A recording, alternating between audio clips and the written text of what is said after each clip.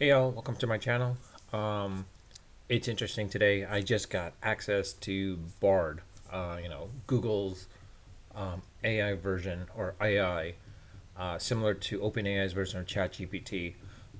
Still in its experimental phase, of course, but they released it out to parts of the public selectively. I was able to get access to it, similar to ChatGPT, as well as, of course, Bing AI, which is now as part of not Google's, but Microsoft's incorporated OpenAI ChatGPT 4 platform. Basically, I don't have access to ChatGPT 4 on ChatGPT, but it's curious to see. I'm just gonna write up something basically. I want to see what the comparisons are between the three, as far as with the responses and such. I mean, honestly, I think I've talked about it on my channel earlier. Some of the videos about ChatGPT as well as AI, and some of the things when OpenAI and ChatGPT came out, some of the benefits of what would happen, and who might possibly integrate and start using it. One of them I did say was like it's a strong possibility that it would work perfectly with Bing and Microsoft, and it turned out to be the case where Microsoft actually started, investing more into OpenAI, and then they incorporate ChatGPT or GPT-4 and GPT-3 slash 4 into their Bing AI aspect, as well as Skype, as well as incorporating into Microsoft Office soon enough. Specifically, I think you might see the clipping making a comeback, or maybe Cortana possibly, or it's a strong possibility. The fact is like Cortana being everyone thinking it's dead. I don't think it's dead. It's a possibility that they're just going to incorporate GPT-4 with Cortana, similar with what OpenAI Google's Bard possibly going to do with the Google Assistant, and it'll be interesting to see what Amazon does. Maybe they'll come up with something of their own in nature as well too. But in any case, the whole purpose of this is just doing a comparison between the three of Bing AI, ChatGPT, and of course Bard, which I have access to now, and I might as well start using it and messing around with it to see. I haven't really messed around with it, but I might as well mess around with it right now with you guys. Um, but before that, if you haven't subscribed, or if are interested into some of the or in some of my videos, some of my talks, please subscribe if you can. As well as, like I said, you're welcome to leave comments. I do read my comments. But I can tell you this: I'm not an expert in these, with GPT-4, GPT-3, or any language-based neural network models. Essentially, I'm not that expert, not of an expert in it. I am aware of it. Some have some familiarity with it, but I haven't really messed with it in much to become an expert in it per se. But with that, I'll leave it at that. So in any case, I probably come up with something to the point where maybe I don't know. Uh, I'm not sure what we should do or what I should do exactly, to be quite honest. But let's just put something in place. Let me lower my, make myself a little smaller here in this case for you guys, so that you can actually see some stuff. Right now, as you see with Bing AI, one of the things is with Bing AI specifically, Microsoft forces you to use Edge. I was trying to use Firefox, Chrome, and Brave, and Bing AI is like, nope, you can't. It would only work with Edge. This is going to be interesting to see if this is always going to be the case.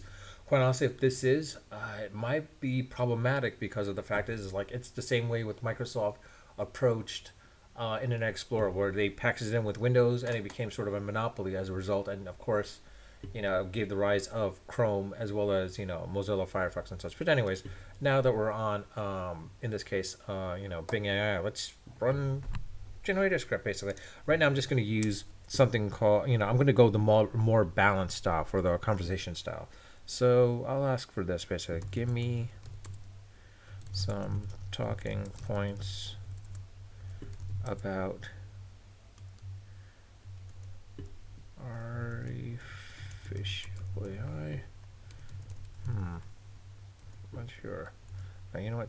Doing advice for a YouTube podcast. Interesting. Okay. That's relevant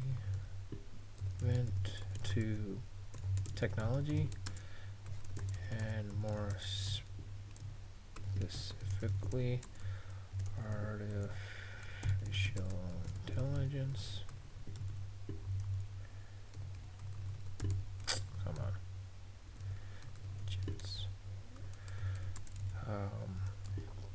Generate a script for it.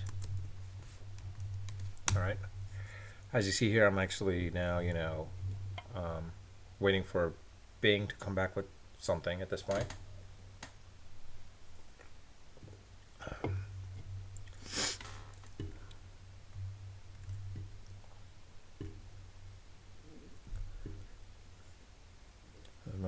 That's what's the problem with that. Interesting. Now they just put off a pace of basically some videos and such about it as well too. The most operations of healthcare, financing medical data. That there are some. I don't know what these. So what is it? Blah blah blah. Okay, so I basically copied that entire thing. Now let's go to. Oops, I am sorry there. Sorry about that. Let's go to, in this case, ChatGPT, entering the exact same thing. I think in this case this is using, of course, GPT-3, of course. So let's see what it comes out with here.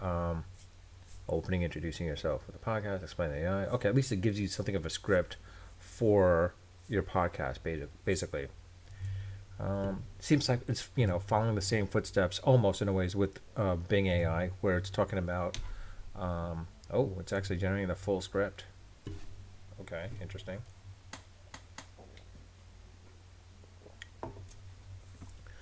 Sorry for those. I was just drinking some LaCroix right now because it's something I haven't had in a long time. So.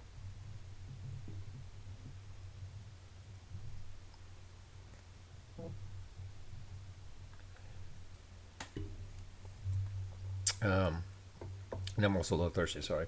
So as you see here, it's actually generating a script for you, giving you some talking points, healthcare, finance, transportation, future work, the ethics of AI, basically, and gives you a closing point. And here's some of the script that it's actually generating for you. So whereas Bing AI didn't really come up with a more integral part of a script, but I think it might be the fact that I chose more of the balanced approach more than anything else. And now, as you see here, this is Bard. If you've never seen it, this is what it looks like, basically. Pretty interesting. I think, well, this is going to be my second time using it, basically. Interesting. Of course, remember, this is an experiment, as I say right here, Bard experiment. I think they're following the same approach that they used to do back in the past with, that was pretty quick. Sure, here's what was on for house. What's the future here? Here's a possible. Search engines, robotic self-driving has been increasing efficiency.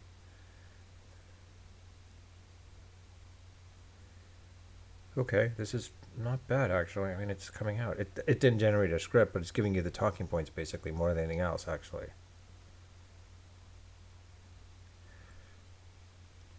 All right, so it's just giving you points actually, where in this case at least ChatGPT actually generated a script for you. Bing AI sort of almost did in a ways. Bard, some talking points, and then it's kind of a possible script. It didn't really talk entirely of it, but I mean, like it didn't expand upon it. I wonder. Oh, there's other drafts. This is interesting. Oh, okay. So apparently there are 3 different drafts. What's this? What is artificial intelligence? Okay. Wonder what draft 3 is. All right, it looks like it gives you 3 different aspects of the result. I guess that's why it took such a long time. I mean, rather than typing it all out at once, like Bing AI and ChatGPT, it all came out all at once, basically. The one nice thing about it is, like, at least it gives you the option of 3 drafts, basically, whereas these ChatGPT doesn't really. And Bing AI, of course, it doesn't really give you the ability to choose. I mean, it gives you the ability to choose the type of conversation, but it doesn't really give you the 3 versions, which would be great. I think that's a possibility because of the fact of, more than that, the fact that it's based off of GPT-3/GPT-4, with some modifications that they made. But as you see here, basically, it's like pretty interesting that, Bard has that option where it gives you at least 3 different drafts. I wonder how recent this is. Tell me the. Can you tell me who will most likely win the NCAA tournament for 2023? Let's see what Bart comes back with.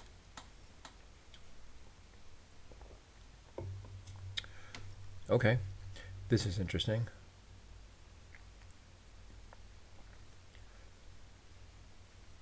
It's giving Gonzaga, Arizona, Baylor, Purdue, and Kansas. Well, of course, Arizona, Baylor, Purdue, and Kansas were defeated. Same thing with Gonzaga. So it's basing it. Looks like it's basing it off 2022 numbers.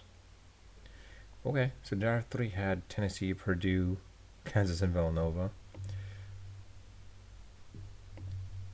So definitely isn't as recent, but let's see what Bing does. And of course, ChatGPT, they don't have enough for 2023.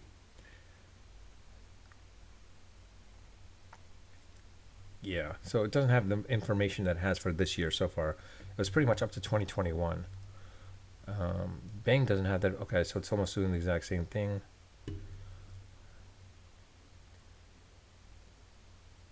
Interesting. Okay, so it pretty much did sort of a Bing search and then got that information, just generated a response for you basically at that point.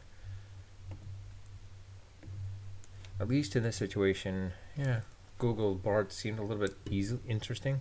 So tell me a funny story, including points, subject matters of AI, chickens, global warming, and Donald Trump. Why not? Let's copy that. Let's see what Bart comes back with.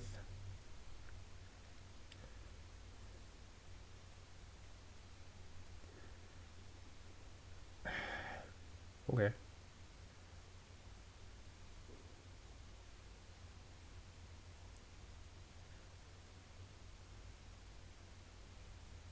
If you didn't start on, I would have you turtle on the big nuggets. Whoa.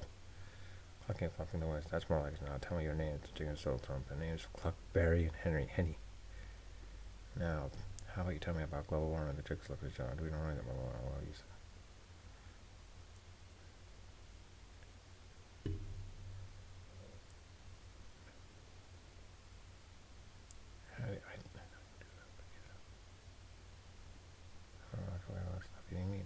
Now tell me what they're going to throw these on a man. Thank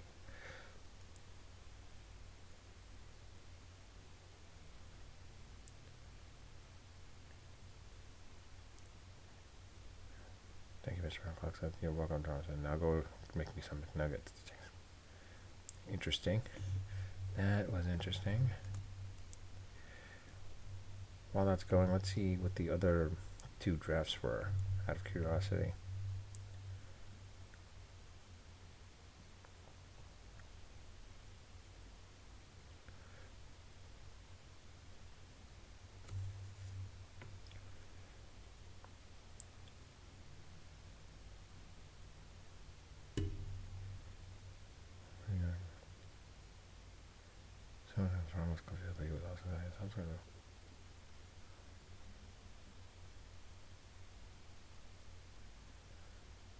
You have to go and use the edges of the world's wrong. I don't know that Trump.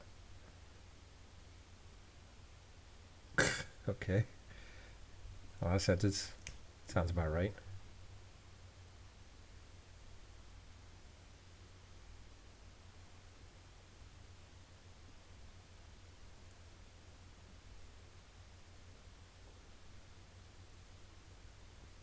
Jenkins taking over the world, okay.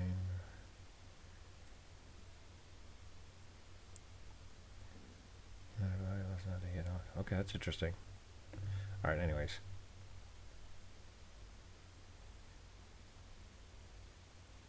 Interesting.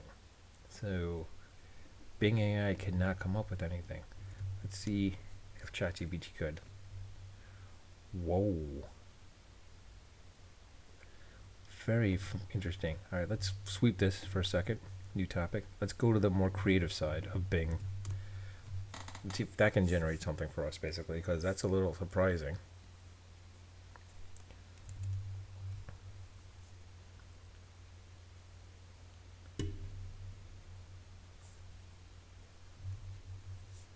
Uh,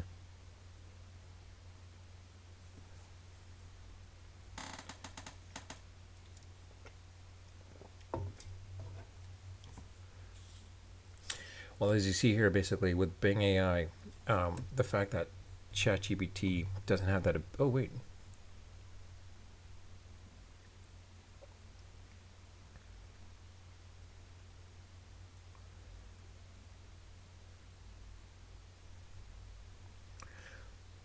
Nothing about AI in this case. There was a duck. I mean, there was a chicken. Oh, okay.